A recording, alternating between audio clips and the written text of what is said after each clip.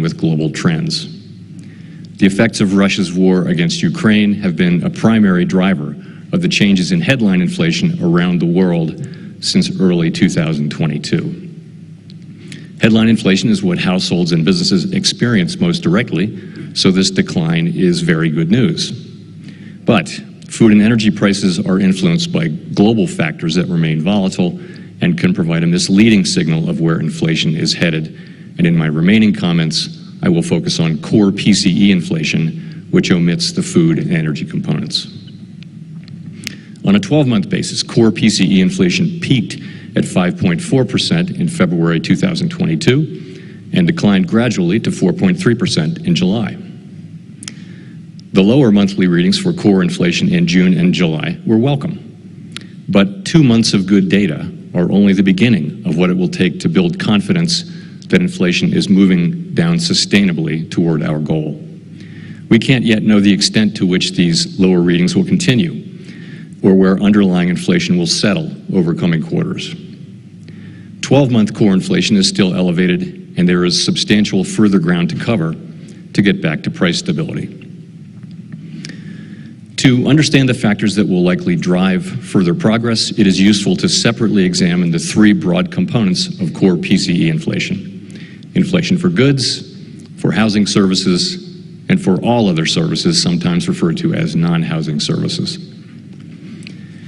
Core goods inflation has fallen sharply, particularly for durable goods, as both tighter monetary policy and the slow unwinding of supply and demand dislocations are bringing it down.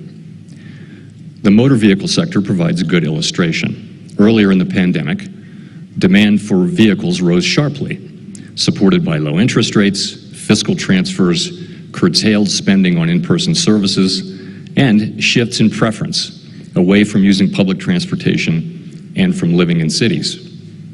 But because of a shortage of semiconductors, vehicle supply actually fell.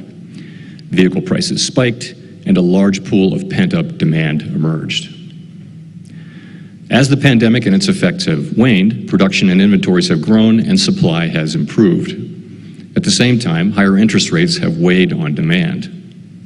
Interest rates on auto loans have nearly doubled since early last year, and customers report feeling the effect of higher rates on affordability.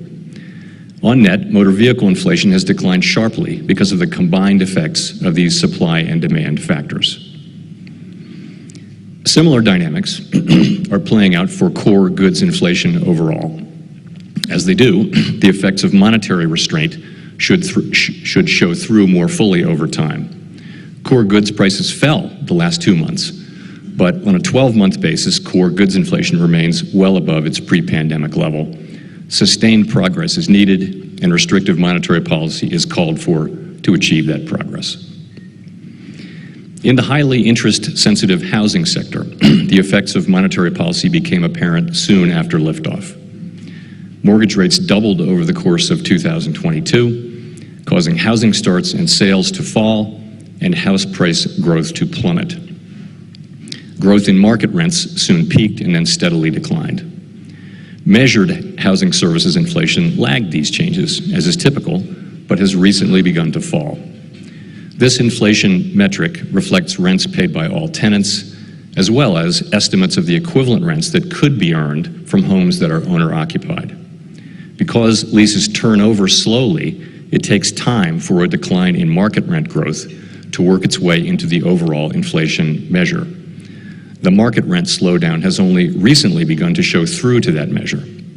The slowing growth in rents for new leases over roughly the past year can be thought of as in the pipeline and will affect measured housing services inflation over the coming year.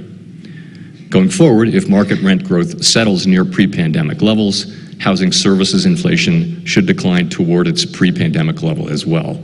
And we will continue to watch the market rent data closely for a signal of the upside and downside risks to housing services inflation.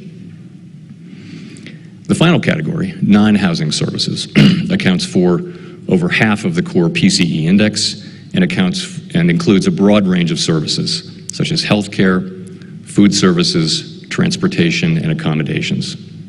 12-month inflation in this sector has moved sideways since liftoff. Inflation measured over the past 3 and 6 months has declined, however, which is encouraging. Part of the reason for the modest decline of non-housing services inflation so far is that many of these services were less affected by global supply chain bottlenecks and are generally thought to be less interest sensitive than other sectors such as housing or durable goods. Production of these services is also relatively labor intensive and the labor market remains tight.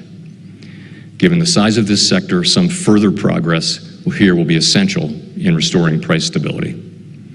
Over time, restrictive monetary policy will help bring aggregate supply and demand back into better balance, reducing inflationary pressures in this key sector. Turning then to the outlook, although further unwinding of pandemic-related distortions should continue to put some downward pressure on inflation, restrictive monetary policy will likely play an increasingly important role. Getting inflation sustainably back down to 2% is expected to require a period of below-trend economic growth, as well as some softening in labor market conditions. Restrictive monetary policy has tightened financial conditions, supporting the expectation of below-trend growth. Since last year's symposium, the 2-year real yield is up about 250 basis points, and longer-term real yields are higher as well by nearly 150 basis points. Beyond changes in interest rates, bank lending standards have tightened and loan growth has slowed sharply. Such a tightening of broad financial conditions typically contributes to a slowing in the growth of economic activity, and there is evidence of that in this cycle as well. For example, growth in industrial production has slowed, and the amount spent on residential investment has declined in each of the past 5 quarters. But we are attentive to signs that the economy may not be cooling as expected. So far this year, GDP growth has come in above expectations and above its longer-run trend, and recent readings on consumer spending have been especially robust. In addition, after decelerating sharply over the past 18 months, the housing sector is showing signs of picking back up. Additional evidence of persistently above-trend growth could put further progress on inflation at risk and could warrant further tightening of monetary policy. The rebalancing of the labor market has continued over the past year but remains incomplete. Labor supply has improved, driven by stronger participation among workers aged 25 to 54 and by an increase in immigration back toward pre-pandemic levels. Indeed, the labor force participation rate of women in their prime working years reached an all-time high in June.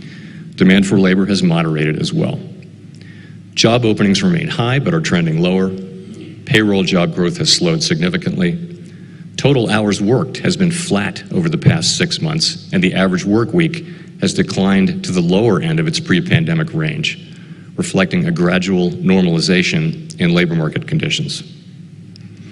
This rebalancing has eased wage pressures. Wage growth across a range of measures continues to slow, albeit gradually. While nominal wage growth must ultimately slow to a rate that is consistent with 2% inflation, what matters for households is real wage growth. Even as nominal wage growth has slowed, real wage growth has been increasing as inflation has fallen. We expect this labor market rebalancing to continue. Evidence that the tightness in the labor market is no longer easing could also call for a monetary policy response. Turning to the path forward. 2% is and will remain our inflation target. We are committed to achieving and sustaining a stance of monetary policy that is sufficiently restrictive to bring inflation down to that level over time. It is challenging, of course, to know in real time when such a stance has been achieved. There are some challenges that are common to all tightening cycles. For example, real interest rates are now positive and well above mainstream estimates of the neutral policy rate. We see the current stance of policy as restrictive, putting downward pressure on economic activity, hiring, and inflation. But we cannot identify with certainty the neutral rate of interest, and thus there is always uncertainty about the precise level of monetary policy restraint. That assessment is further complicated by uncertainty about the duration of the lags with which monetary tightening affects economic activity and especially inflation. Since the symposium a year ago, the committee has raised the policy rate by 300 basis points, including 100 basis points over the past 7 months.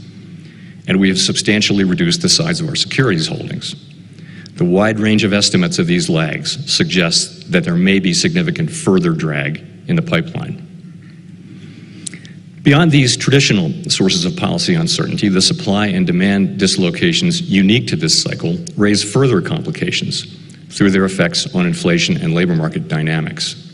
For example, so far, job openings have declined substantially without increasing unemployment, a highly welcome but historically unusual result that appears to reflect large excess demand for labor. In addition, there is evidence that inflation has become more responsive to labor market tightness than was the case in recent decades. These changing dynamics may or may not persist, and this uncertainty underscores the need for agile policymaking.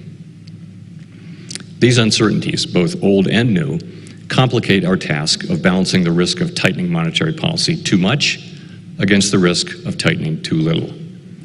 Doing too little could allow above target inflation to become entrenched and ultimately require monetary policy to wring more persistent inflation from the economy at a high cost to employment. Doing too much could also do unnecessary harm to the economy. As is often the case, we are navigating by the stars under cloudy skies. In such circumstances, risk management considerations are critical. At upcoming meetings, we will assess our progress based on the totality of the data and the evolving outlook and risks. Based on this assessment, we will proceed carefully as we decide whether to tighten further or instead to hold the policy rate constant and await further data. Restoring price stability is essential to achieving both sides of our dual mandate. We will need price stability to achieve a sustained period of strong labor market conditions that benefit all. And we will keep at it until the job is done. Thank you.